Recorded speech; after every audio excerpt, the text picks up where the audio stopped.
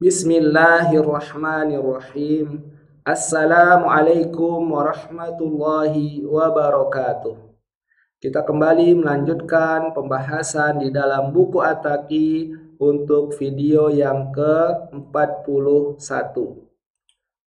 Huruf Qaf dan huruf Kaf. Huruf Qaf dan huruf Kaf sudah kita bahas pada materi sebelumnya. Tapi kita bahas kembali, kenapa? Karena huruf Qaf dan Kaf ini adalah huruf yang sering tertukar-tukar ketika mengucapkannya. Maka huruf yang sering tertukar kembali dikelompokkan untuk dilatih pengucapannya agar benar-benar pas dan tidak tertukar. Qaf adalah huruf tebal, Kaf adalah huruf tipis.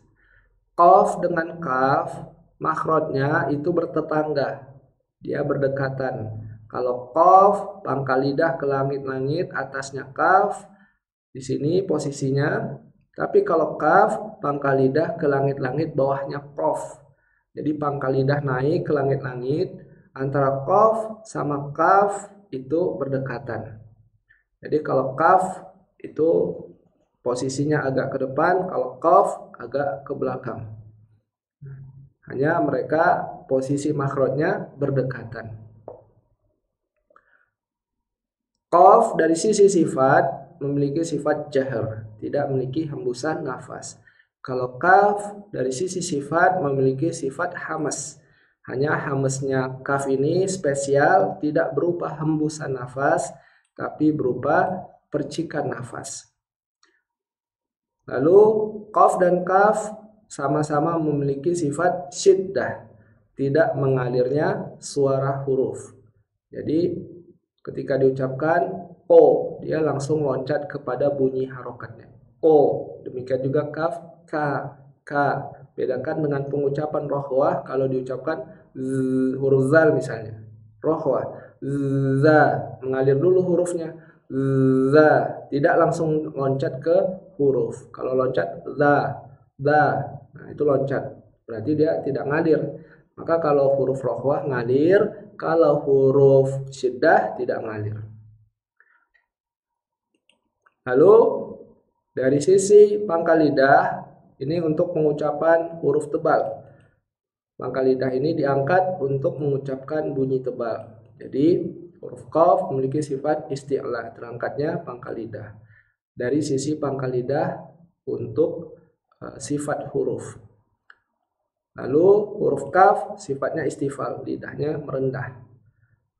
Dua huruf ini sama-sama infitah, artinya rongga mulutnya terbuka. Tidak idbak, idbak itu badan lidahnya diangkat semua ke langit-langit sehingga memenuhi atau menutup rongga mulut. Kalau qaf dan kaf sama-sama infitah. Nah, maka dalam pengucapan huruf tebal di huruf qaf, kita bantu dengan angkat rahangnya ke o ketika berharokat fathah. Kalau dia berharokat kasroh, maka huruf qaf berlaku namanya tafkhim nisbi, tebal yang lemah, tidak mengangkat rahang. Jadi rahangnya boleh langsung di i, qi, tidak menjadi seperti huruf tebal yang lain, oi, tidak, tapi qi. Kalau kaf huruf tipis, berarti sama sekali tidak mengangkat rahang. Ka, ki, ku. Kalau dia berharokat dhammah boleh langsung monyong karena posisi hurufnya adalah huruf syiddah. Ku.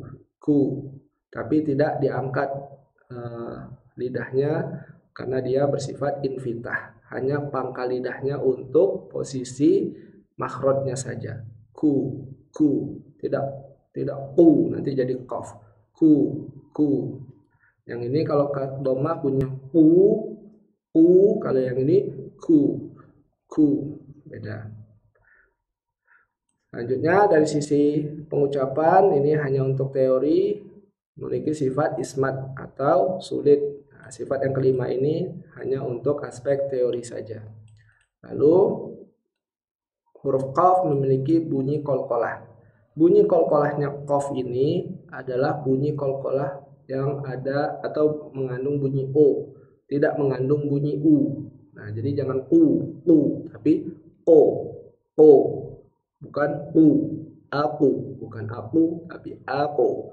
aku. Tapi bunyi o yang tidak lepas. Kalau lepas jadi fathah ko. Jadi ko-nya itu tertahan, tidak lepas. Aku. Kalau lepas ako, ko. Maka bedanya antara fathah dengan bunyi sukunnya, kalau fathah buka mulut, kalau sukun ditahan.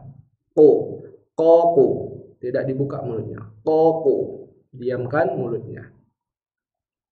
Baik, ini dia untuk penjelasan huruf qaf dan huruf kaf. Kita lanjutkan pada tabel latihan selanjutnya. Wassalamualaikum warahmatullahi wabarakatuh.